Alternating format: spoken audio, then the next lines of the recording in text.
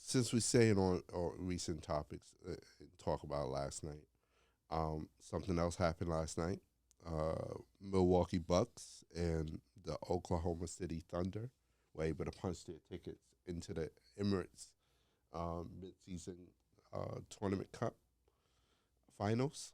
Um, Milwaukee was able to do it, beating. I think they had to beat Hawks, and Oklahoma City was able to do it, The Rockets.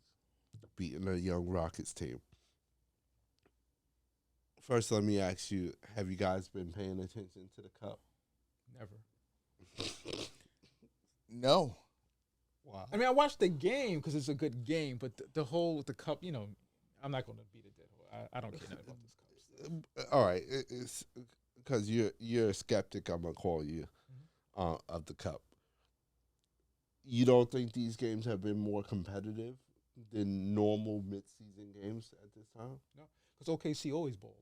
They're a good team. Well, Milwaukee- And Houston's playing well.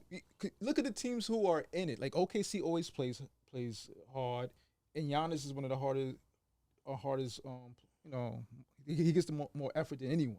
Mm-hmm. So, no, Milwaukee and OKC always do this. But the teams they beat, Houston, uh, relatively young team, Playing well. Right. starting to play well. Right. We didn't see this from them last year, Right? and we got some really motivated play during this cup play and stuff like that. And they seem like they're a real up and coming young team and being really competitive in midseason. No, You don't think the cup has anything to do with that? I hope not. Because in my mind, if it takes the cup to motivate you, you're not going to be a good team. Mm. I don't think the cup. Of course, you want the extra $100,000, but I think OKC, like I said, OKC, Milwaukee, they're always motivated. So the teams that get motivated for the cup, they're mediocre teams anyway.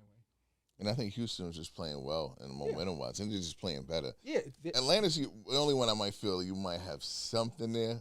All Or, right, they or have a even with decent- Milwaukee, where hey, Giannis is going on the record to say, hey, he wasn't satisfied with where they ended up in the cup last year, and that hey, he wanted to go further in the cup. He wanted to win the cup. Well, if he said, well, maybe then it's motivated him yeah, no, but I think to play a little harder. I think that's just a byproduct of him wanting to win every game he plays. I don't. I never saw Giannis play and looked at it like, oh, he doesn't really care about this game. The finals are this Tuesday. I believe the Oklahoma City Thunder are 5.5 point favorite.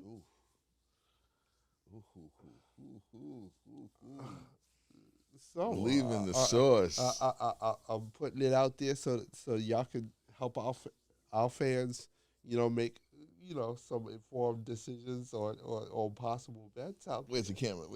Definitely take Milwaukee for the spread. Definitely take that. But I like OKC winning it. Put it that way. Okay. 5.5 is a lot. 5.5 is a lot. It's a lot. Yeah, agreed. I'm not even gonna waste time. I agree. Now, are you guys saying this because Chet isn't around, or Hasn't been or are you guys saying this because you believe in what Milwaukee's been able to accomplish in the last couple of games where they're playing better? Because remember, Milwaukee was one of those teams that started off the season terribly. I believe they went like 2-9 at one point, and was really struggling to find their way. And they're starting to look like they found something, and maybe that coincides with Chris Middleton coming back from injury. But you guys are believers in what Milwaukee is doing, that they're getting better? And Well, I'll speak for myself. I think Giannis and Dame should be enough to win a championship. So let alone win this game, it shouldn't be a shocker. That's why I have that spread being crazy. Getting it right, Middleton should help, but I believe in those two should be enough to be competitors for a championship team. Yeah, I mean, I said that when they were 2-9. I think that you have Dame and Giannis, so you have a chance. I don't care who you playing. That's a fact. So I think the other players are playing better. So it just doesn't surprise me. To me, the anomaly is when they were losing. Not this. I expect them to win. You have two of the top 75 players of all time on one team. I don't have a problem with the 5.5 points. Ooh. Interesting. I like what Oklahoma City is doing, especially on the defensive side. And the reason why I don't mind the 5.5 point spread, I think, is because of how Milwaukee played with Atlanta, and I see Oklahoma City as a more evolved Atlanta team. You know, what Atlanta is trying to do, Oklahoma City has figured out and everybody has bought in, and they're fully on board. You know, so you don't have those bouts of slipping into bad habits that Atlanta can fall into. Oklahoma City, I think, is a more disciplined team than Atlanta, and I think they would present the same type of problems to Milwaukee, and because of SGA, I just don't think Milwaukee has anybody that can kind of like cancel him out. Without, and maybe I'm giving too much to SGA. Nope. You might not be giving enough because I have him right now front runner for MVP. I don't want this to be a hot take. It's blasphemous. I'm gonna get it out there right now. Get it out there right now. And it's not them. I just want to be clear. It's not them. But when I see Shea and J-Dub, here we go. To me, it's a Jordan Pippen effect. They're not them. J-Dub, when Shea takes a break, turns into this monster of a player, like Scottie Pippen was when Jordan took a break. He is really underrated in his spot. Shea is at his own pace unstoppable. I just don't know how do you stop his offensive game. I dissected it. The subtle push to get into a spot, the slight explosion, and he was going slow motion, and I don't know what you can do with that. Yeah, it always feels like when I'm watching him play against and somebody's trying to D him up, it always feels like that father playing his son that's just starting to play basketball. Like, hey, yeah, you might be able to get me sooner or later, but today's not the day. It always has that feeling of it. Like, he has an answer to every puzzle. I don't care what defender you have on him. It's an answer. And then you have J-Dub just, I mean, you're going to tell me that J-Dub can hit the mid-range, can hit the three, elevate, post, like, what? You know, and as I said it, like I think it was like last, like SGA and Wemby are like my favorite places to watch. Right. You know what I mean? Wemby obviously because we've never seen someone right. like that. But SGA, I just like his game. He just seems like a gym rat to me. Like you guys are saying, he has a counter for every move, and I think that's just from, I don't know, go figure, playing basketball, Exactly, working on your game, exactly. You know what I mean? And that's why like I enjoy watching him play so much. He's average athletically. Yes. Yeah. Maybe a little bit above average. I don't know. But I just like he's fundamentally sound and he has a counter for everything. He's a good all around player. I think maybe not underrated, but he's a good defender. Really, I think a really good defender actually. I think he's in top 5 basketball IQs in the league right now. Yeah. I think he's just so hesitant. The way he thinks about the game and navigates the game, he has to be one of the top 5 minds in the league right now. And to Hill's point about the Jordan Pippen thing, which is like it would be blasphemous. And those are like those are our. I don't even say my guys. Those are our guys. Yeah, untouchable. It should be everyone's guys. I co-sign that message.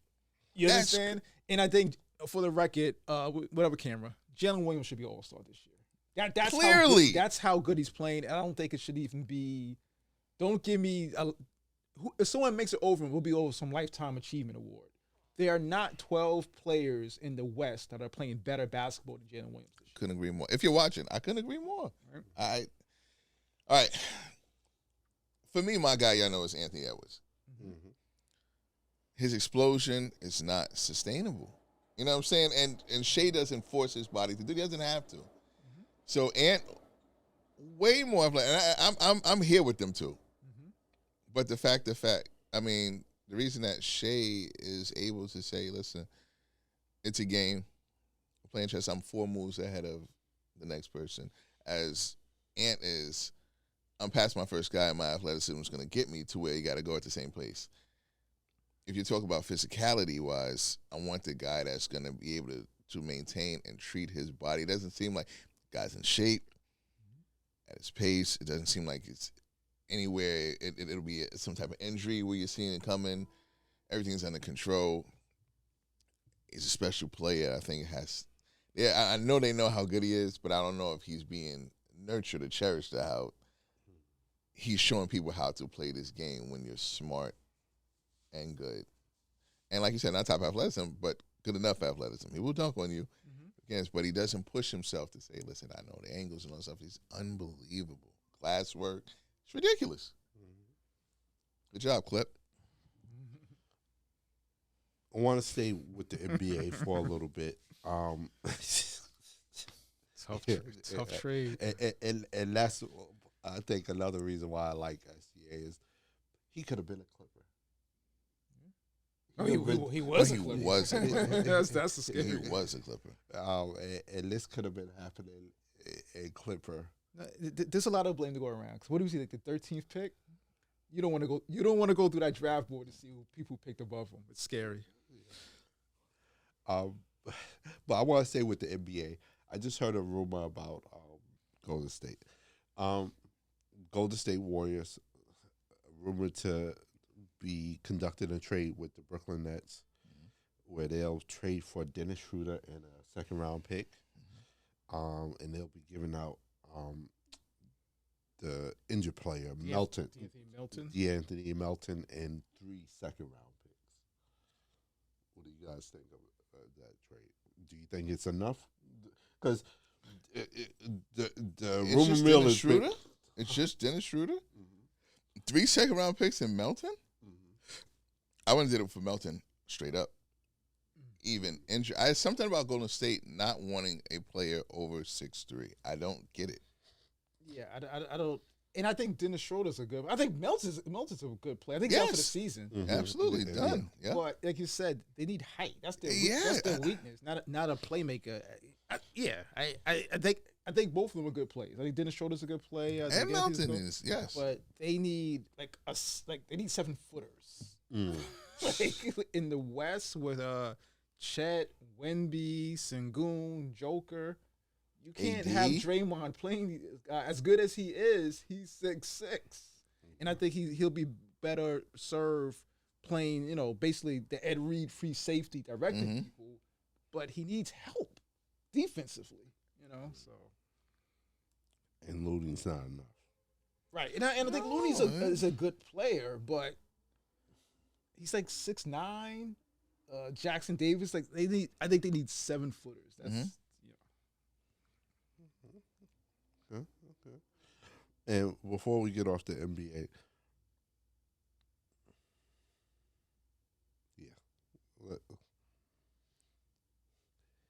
what other moves do you guys think? Do you think Golden State's finished? Yes. Making moves. Oh. Making moves. I should let you finish. I like that. I agree. They are. I didn't even mean to do it. But they are. That was good. Kick the tires. Mitchell Robinson, you coming back anytime soon? I mean, let's go grab some height.